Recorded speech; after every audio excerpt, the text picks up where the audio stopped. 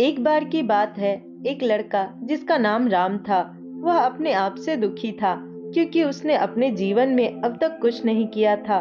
उसके घर वाले उसे ताने देते थे कि तुम्हारे दोस्त कोई ना कोई काम करते हैं, लेकिन तुम कुछ नहीं करते हो। वह जहाँ भी जाता, सब उससे यही सवाल पूछते कि तुम अभी क्या कर रहे हो। वह अब अपनी ही नजरों में गिरने लगा था। उसे यह बताने में शर्म आ रही थी कि वह कुछ नहीं करता। वह अकेला बैठा बस अपनी किस्मत को कोसता रहता। उसे अपने जीवन को खत्म करने के भी ख्याल आने लगे थे। एक दिन शाम को वह अपने गांव के एक गली में देखता है कि एक बौद्ध गुरु जीवन के दुख और परेशानियों पर उपदेश दे रहे हैं। वह वहां जाकर खड़ा हो गया। वह गुरु कह रहे थे कि हार हमारे जीवन की वो शिक्षक है जो हमें जिंदगी की सच्चाई को दिखाती है। अगर कोई चाहे तो अपनी पिछली बार की हार से सीखकर खुद को और काबिल बना सकता है, या एक कोने में बैठकर रो सकता है। उन बौद्ध गुरु की बातों को राम ध्यान से सुन रहा था, लेकिन उसे उनकी बातें पसंद नहीं आई। वह खड़ा होकर बोलता है, आप गलत कह रहे हैं। कुछ भी सीखने या सिखाने से दुख दूर नहीं होता है।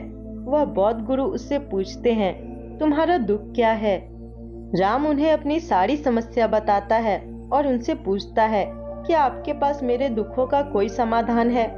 महात्मा उससे कहते हैं, तुम उस दिन मेरे पास आना जिस दिन तुम्हारे जीवन में सच में दुख होगा। इतना कहकर गुरुदेव वहां से चले गए। राम सोच में पड़ गया कि क्या जो चीजें मेरे जीवन में हो रही है वो दुख नहीं है।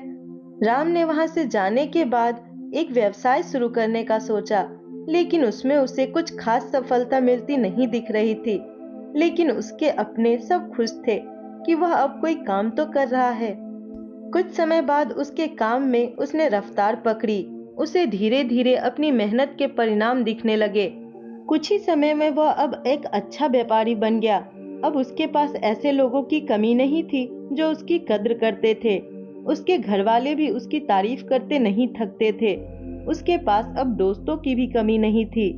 ऐसे ही एक दिन वो अपने दोस्तों से बात कर रहा था, तभी उसका एक मित्र मजाक में बोलता है, अभी तुम्हारे कारोबार के कारण तुम इतने खुश हो, तुम्हारी इतनी इज्जत है, लेकिन सोचो जब तुम इस गांव के, शहर के सबसे बड़े व्यापारी बनोगे तब तुम्हारा कितना नाम होगा, तुम्हारे पास कितने लोग होंगे, तुम कितने खुश होगे। उसके दोस्तों की ये बात राम के अंदर बैठ गई। अब वो और ज्यादा धनवान होना चाहता था, लेकिन उसे ये सब बहुत जल्दी चाहिए था।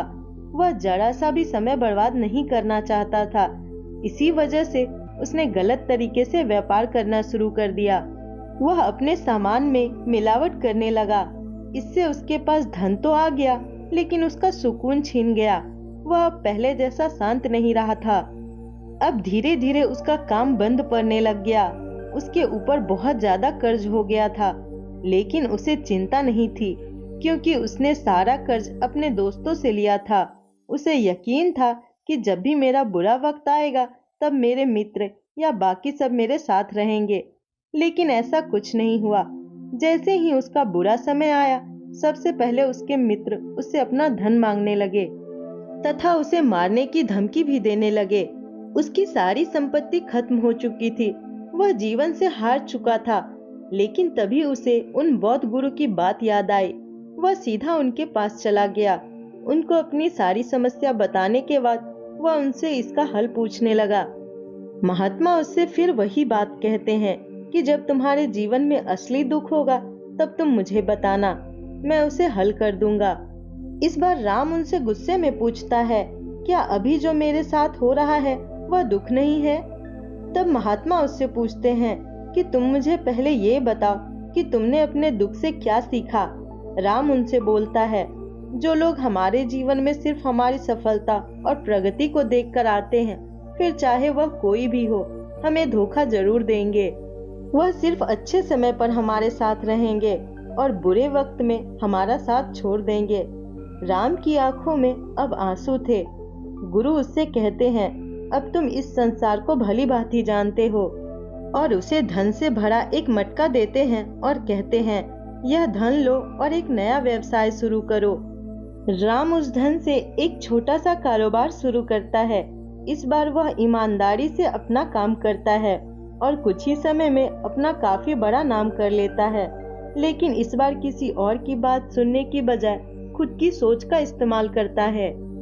तो दोस्तों, आशा करती हूँ आपको यह कहानी बहुत पसंद आई होगी और इसमें से आपने बहुत कुछ सीखा होगा। अगर आपको यह वीडियो पसंद आए हैं तो इसे लाइक करें और हमसे जुड़ने के लिए हमारे चैनल को सब्सक्राइब करें। धन्यवाद।